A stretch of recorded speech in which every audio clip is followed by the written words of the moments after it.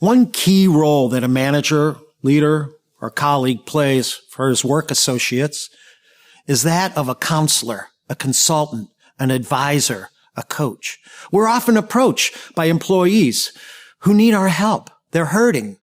They have a concern, a work problem. They need a sounding board to work through an obstacle, a difficult customer or work associate. And they want us to be their consultant, their guide, their advisor. And I want to be clear, we're not talking about situations where they come to us and we're the problem. That's called conflict management. This is a support function. What are the best practices for counseling, advising, and consulting an employee?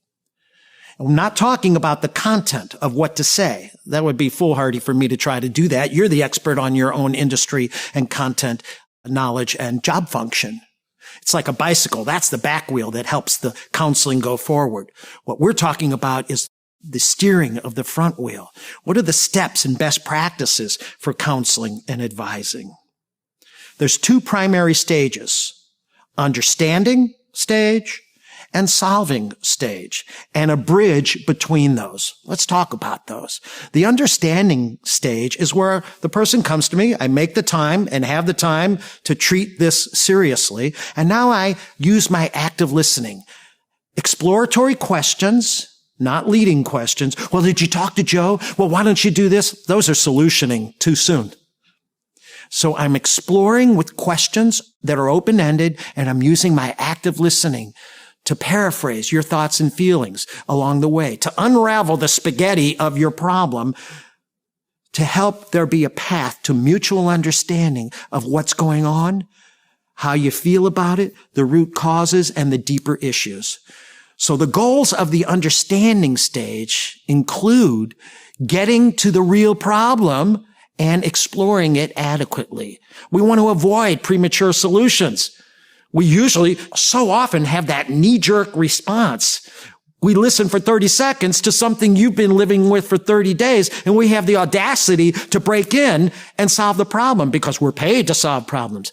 That's a challenge and a concern. Rarely do we listen well enough or long enough to even get to the real problem, much less adequately explore it. So let's unpeel the onion skin layers of the problem and move from perhaps what is a presenting issue that you share with me at the start of the conversation and peel away those layers to get to the real issue. You might not even know what the real issue is because you're sorting it out as you come to me. So that my good listening in the understanding stage is helping you unravel the spaghetti of this problem that most problems can be. And I create an emotional readiness in the understanding stage for you to hear and work on possible solutions. Because let's face it, if the pipes are clogged with emotion, how are we going to apply our brain to rational problem solving? I like to think of good listening when I'm counseling as the interpersonal Drano. It clears the pipes. How do you know it's time to move from understanding to solutions? Well, you can tell. Because if the person is saying the same thing over and over and there aren't any deeper issues unpeeling, then it's probably time. It may logically be the time to move because we're on a merry-go-round and there's no new data or problems or levels of the problems. And the person's body language will be a tip-off. We get to the real issue. I've paraphrased 5, 6, 7 times, and the person says, yeah, that's it. Well, that's a pretty good clue that they're ready to work on the solution. Maybe it's the opposite. Yeah, that's what's been going on. I take those clues and I move to the bridge step before I move to the solving stage. The bridging stage consists of 4 steps. Paraphrase the problem, paraphrase the goal, ask what's been considered or tried so far, and check the person's readiness to move to the resolving step. So I paraphrase the problem. After 5 or 6 paraphrases, I now have a summary kind of granddaddy paraphrase. So, Harry, your problem is that you've been giving Joe a lot of feedback over and over, and it's really frustrating to you and the rest of the team that he's not learning from the feedback. He keeps making the same mistake over and over. He says, yeah. Now I flip it to a goal. Well, it sounds like your goal is to find a way of getting lasting and sustainable change after you coach. Am I tracking you? He says, yeah. Well, what have you tried or considered so far? Now, why might I ask that question? The first reason is I don't want to keep sending solutions that he's already tried before. It puts egg on my face. The second reason is it saves time if we don't cover old ground. It'll also, thirdly, give me a lot of information about that employee's critical thinking and their development. And finally, what do you think's going to happen when he goes back and spreads the word? Don't go see Brandon until you've completed staff work. Don't run to daddy or mommy with a problem before you've invested a lot of time and energy trying to solve the problem first. And finally, I'll check readiness.